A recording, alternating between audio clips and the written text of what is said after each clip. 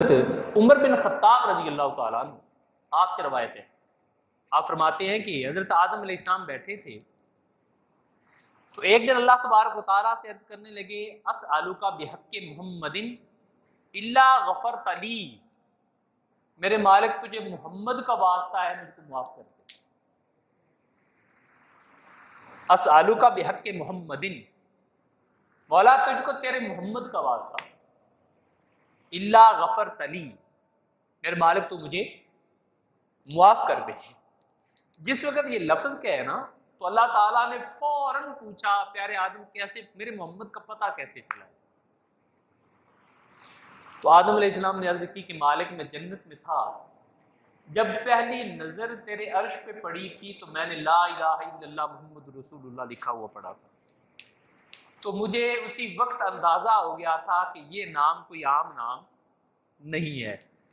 تو آج عرصہ کے بعد تیری بارگاہ میں آنا تھا تو اس تیری بارگاہ میں تیرے محمد صلی اللہ علیہ وسلم کے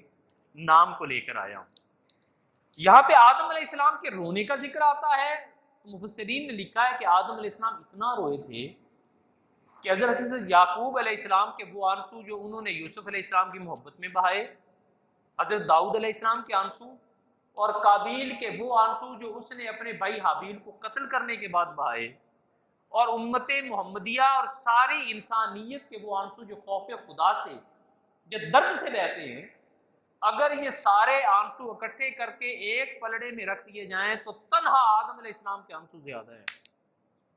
اتنا روئے تھے۔ اور جس وقت آدم علیہ السلام نے اللہ تعالیٰ کی بارگاہ میں یہ عرض کی کہ مولا تجھے تیرے رسول کا واسطہ مجھ کو معافی عطا کر دے، تو اللہ تبارک و تعالیٰ نے فوراً معافی عطا کر دی، اور اس وقت بھی آدم علیہ السلام میدان عرفات میں بیٹھے تھے، تہجد کا وقت تھا۔ جس وقت توبہ قبول ہوئی تو سب فرشتوں نے اللہ کی بارگاہ میں عرض کی کہ مالک جائیں تیرے آدم کو آج مبارکباد نہ دے کے آئیں کہ تیری اس کے ساتھ صلح ہو گئی ہے اور تو نے آدم علیہ السلام کو معاف کر دیا ہے۔ تو اللہ تبارک و تعالیٰ نے ارشاد فرمایا کہ ہاں میرا آدم واقعتاً لائق مبارکباد ہے، جو میرے آدم کو مبارکباد دے کے ہو۔ تو جبرائیل علیہ السلام کے ساتھ سب فرشتے آئے اور آ کر حضرت آدم علیہ السلام سے ملاقات کی اور انہیں مبارک دی کہ آدم علیہ السلام